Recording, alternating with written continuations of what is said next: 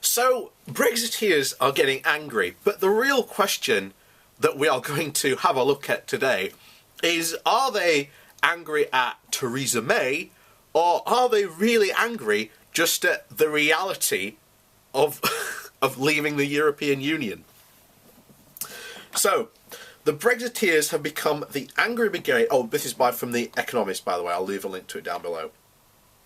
The Brexiteers have become the angry brigade of British politics. Boris Johnson has accused Theresa May of wrapping a suicide vest around Britain. Jacob Rees-Mogg has accused her of being cowed by the European Union. And several Tory MPs have been using anonymous briefings to savage her in the press. The moment is coming when the knife gets heated, stuck in her front and twisted, declared one conspirator who is probably more familiar with the Texas Chainsaw Massacre than the complete works of Edmund Burke. She'll be dead soon. And we've known this for quite some time. And most of the reason is why they don't want to take her out yet. I've had this suspicion for the longest time, is that she is the sacrificial lamb. If it all goes tits up, they can all just blame it on Theresa May. So then any responsibility for them advocating this position, all the blame can go on Theresa May, not them. So, the obvious reason for this is that Brexiteers think that Mrs May is wrecking a project that has consumed much of their lives. They are furious that she botched the 2017 election with a wooden campaign and a shoddy manifesto. This has weakened the government hand in dealing not only with the recalcitrant Remainers, but also the cunning Europeans who are determined to exploit any sign of British weakness. They are equally cross that she is betraying what they consider to be the glorious principle of the Lancaster House, the speech in which she laid down various red lines about leaving the European Union. There is a lively debate about why Mrs May has done this. Was she always going to betray them? She voted to remain briefly before becoming the Boudicca of Brexit.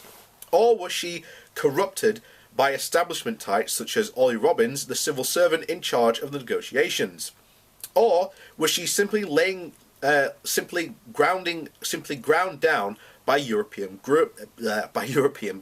bureaucrats? Can't say that word.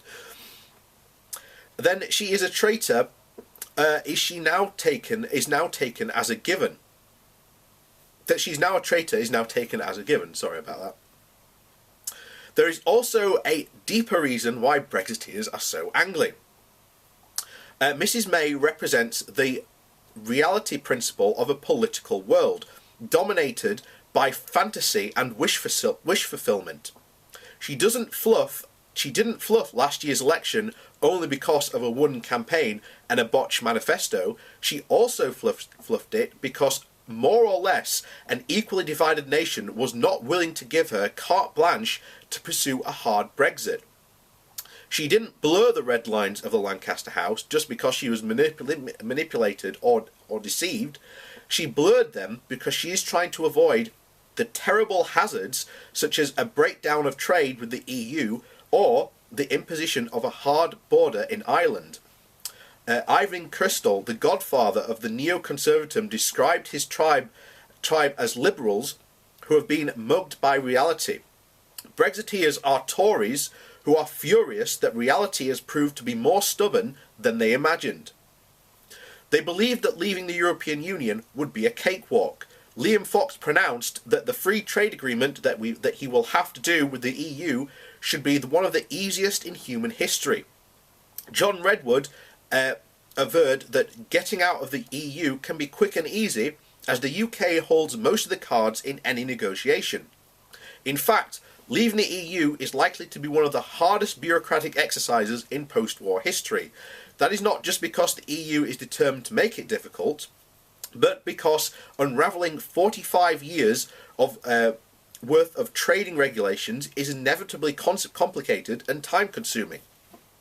The Brexiteers believe that Britain would be able to have all the benefits of the single market while also striking trade deals with the rest of the world, and that there will be no downside to Brexit, only considerable upsides, as David Davis said, or that Britain would have its cake and be able to eat it, as Mr. Johnson pronounced in a phrase that should be carved on his tombstone. But leaving the EU inevitably involves difficult trade-offs. Britain has to choose between maintaining open access to the EU's single market, which means complying with its rules, or freeing itself to make independent trade deals with the rest of the world, which would mean losing automatic access to the EU's market. It may yet have to make an even harder trade-off within its own borders, treating Northern Ireland differently from the rest of the UK, which would eventually tie the province more closely to the Republic of Ireland, or accepting a soft Brexit. The Brexiteers further believe that the EU would prove to be a pushover. During the referendum campaign, Michael Gove promised that the day after we vote to leave, we hold all the cards and we can choose the path we want. In fact, the EU not only has a lot more cards than its pack than Britain. 27 member states, including aces such as France and Germany. It also has more experience as a regulatory superpower than it uses to deal with other superpowers such as China and America. Some Brexiteers also thought that Britain would be the Praetorian Guard of a revolution against a global order represented by Brussels. In fact, the EU has arguably been strengthened rather than weakened by Britain's imminent departure, while pro-Europeanism has gone from being an exotic taste in Britain to a real force, and Britain's fellow rebels against the world order consist solely of dubious figures such as Matteo Salvini from Italy and Donald Trump. So there is an element of vanity in this. Many Brexiteers spent decades in the wilderness being dismissed as swivel-eyed loons by senior Tories. They thought that the referendum result would finally turn them into prophets and heroes, but it is increasingly looking as if the establishment types got it right. Praetorians of the no-deal Brexit are becoming increasingly ominous. And as the government prepares to charter container ships to import food and drugs and turn a Kent motorway into a giant lorry park, there are two different ways that you can react to reality when it turns out to be harsher than you expected.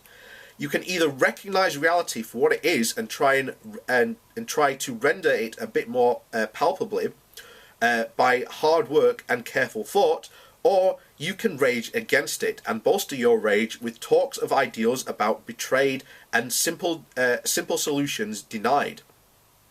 Mrs. May is no one's model of a perfect Prime Minister, but it is to her credit that she has tried hard to grapple with a fiendishly difficult problem, and it is to discredit the Brexiteers that rather than helping Mrs. May to do her duty, they have decided to rage against her. And that's once again the situation we are in, and we always have been in this situation right from the word go, even before the referendum, is that the Brexiteers always were living in this fantasy world that Britain was really being held back by the European Union. In fact, it's not. Go look at the UK's growth over the years. It has grown far more than any point in its entire history than it has been in the European Union. The European Union has been a benefit, and I've talked about this before in previous videos, that at some point there was a split between the Eurosceptics in Europe versus the UK. And those in Europe realised that the single market and the EU is good. They may not like it, but they cannot deny its benefits. The Brexiteers, on the other hand, the Eurosceptics in the UK, ignored that and basically decided we are going to, construct this fantasy that somehow Europe and the EU have chained Britain's economic potential down and This is somehow the reality that they cling to. And we see this constantly. In fact, if you want to go look back at books that Brexiteers over the years have released, what are their main problems with the EU? It's all to do with regulation. They want to strip away all the regulations in this country because they believe that governments do not have a place in any market regulation. This is a core principles of all these Brexiteers. They do not want any form of market regulation whatsoever. This also includes workers' protections. So bear in mind that if you voted for Brexit but you like your workers' protections, you have given these guys carte blanche, because after all, Brexit means Brexit, and that can mean whatever the hell they want. That can include, as we went over a couple of weeks ago, the list of all workers' protections the EU has given us and that are protected by EU law, suddenly can go like that. So, once again, I say to these people, you know, beware what you wish for, because very often it's not a magic lamp, it's a monkey's paw. And the Brexiteers have been wishing on this monkey's paw for years.